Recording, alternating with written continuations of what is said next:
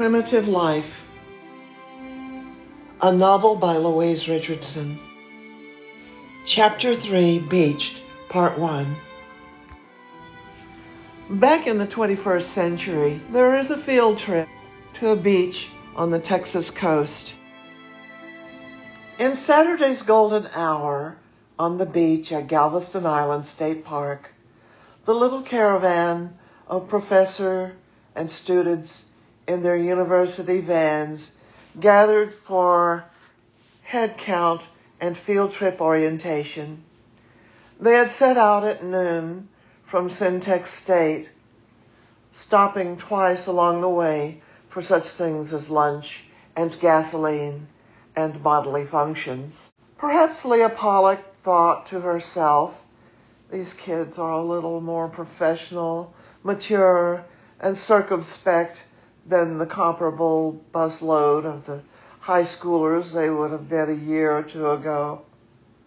Maybe they were not just here to frolic in the sand, and there would be little pairing off because significant others were mostly non-science people left behind at the Hapsburg campus.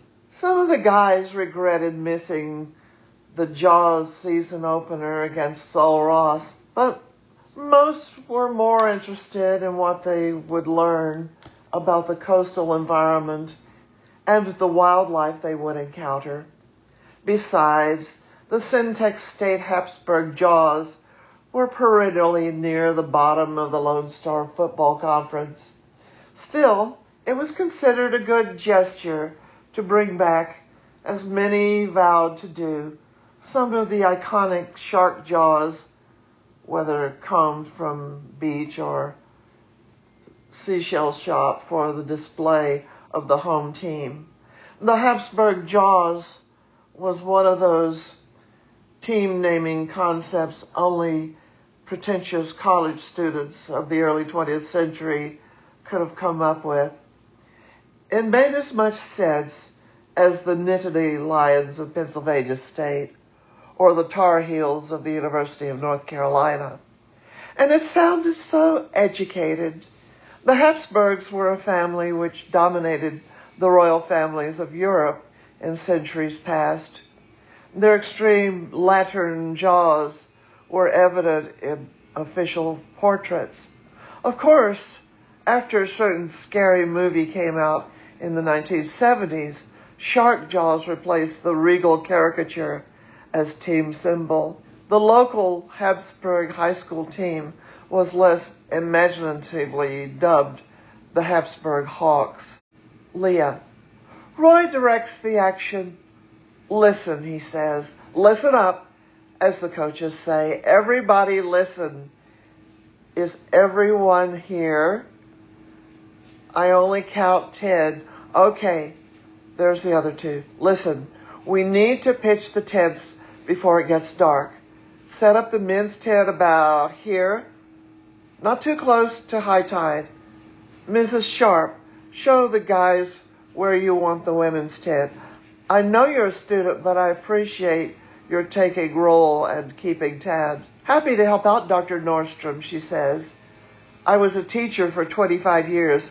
I know something about taking roll. I know our students are adults and don't need chaperones, says Dr. Roy.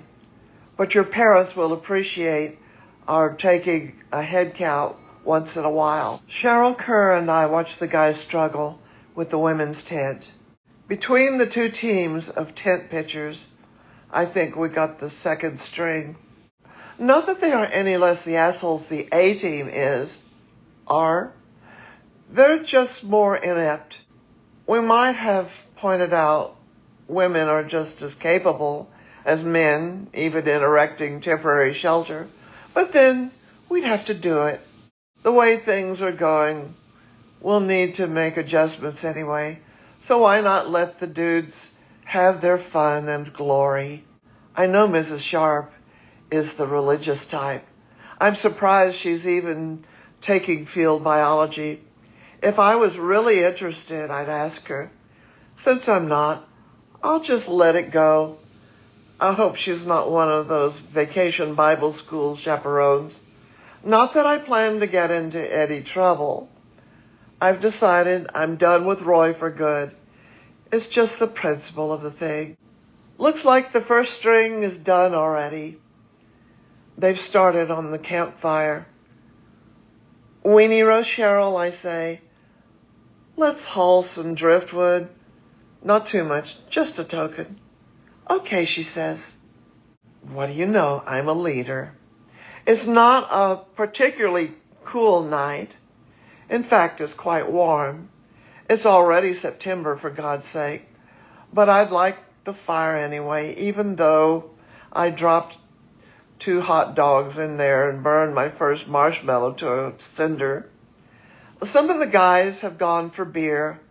I'm sticking by Cheryl, although what I really want is to be screwing Roy in the surf from here to eternity style. No, I don't. Where did that thought come from? After Dr. Llewellyn drives up to meet us in the morning, right after breakfast, and after a trip to the jetty, we're taking the nets to the mudflats to do some collecting, Roy itinerizes. Well, it's a word now. I have declared it so. Much earlier than anticipated, Harvey Llewellyn arrived with a passenger in his Range Rover around 11:30 that night. Faye Nordstrom thought she would tag along and surprise her husband. Her idea was that they could find time alone on the beach that weekend and maybe rekindle their romance. The beach held great allure, not to mention nostalgia for Faye. She figured it could cut down on her drinking for the good of her husband's career. Roy could show her a little affection for the good of their marriage. Also, she could keep an eye on him, what with all those silly co-eds offering their hormonally induced distractions. By morning, however, things did not work out as well as she had hoped. Faye, nobody is to leave the island until further notice, the sheriff says. And nobody is to touch anything until we've sifted through all the evidence. If you can afford to stay at a hotel for the duration, that's fine. But inform either myself or one of my deputies here in advance. Until we've finished here on the beach, nobody is to touch anything in any of the tents. Do you understand me? We understand everything except what has happened. Roy is dead, and I can't understand that at all. I'd asked Harvey Llewellyn to drive me up here as a surprise. I was the one who was surprised, horrified. Who would want to kill Roy? Other than me, of course. And I did want to, as soon as I saw him bawling that girl in his tent. I shouted and took a forced hike down the beach, but I wouldn't have killed him. I certainly felt like it, but I'm sure I didn't. I shouldn't have lied to the sheriff, though. I said Roy must have been dead when I got here. I suddenly felt guilty, like I did it, but I don't think I did. Sheriff Hal Henderson, Chief Deputy Otto Schmidt, a beach boy if ever there was one, and their mostly young cohort of Galveston County deputies took aside students and faculty, each in their turn, to get to the bottom of Roy's murder. It was an all-day affair that Sunday. Of course, everyone was in shock. There was nothing like homicide to put a damper on a school field trip. Faye was in denial and not at all sure what had happened the night before. Maybe she had done the deed herself in a fit of insane rage, but she would have remembered, wouldn't she? Harvey Llewellyn was calm and tried to keep his mind clear. He was confident the cops would find he had nothing to hide. Harvey, Son of a bitch. What an opportunity. Harvey, old boy, you're the next chairman of the department. What a stroke of luck. I'm not saying it's not a tragedy. Blonde, good-looking, Norse godlike young man with a bright future. But we could say he probably got what was coming to him. I don't know who's going to be arrested for this, but it won't be me. I've covered my tracks. Who's to be the suspect? I'd put my money on one of the girls. Maybe she changed her mind about boffing the teacher and he wouldn't stop. I can understand his point of view, too. She was eager at first and reneged on him, so he felt he was entitled to go through with it. Who hasn't been there? And then she clocked him, but good, with a cast iron skillet. So she's the one who did the real damage. I don't know which one she was. It was too dark. Anyway, nobody's talking, least of all me. Leah Pollock had her eye on the yellow-haired surfer type who seemed to be the main deputy. However, it was one of the others. Hollis somebody, she thought he said. An old derelict of a guy who took down her testimony. As it would turn out, Otto the surfer also had his eye on Leah and would remember her in the coming months. Leah. Like I said, officer, I heard a woman shouting and I woke up. I didn't make out what she was saying because I was asleep. It must have been after midnight. I didn't check my watch.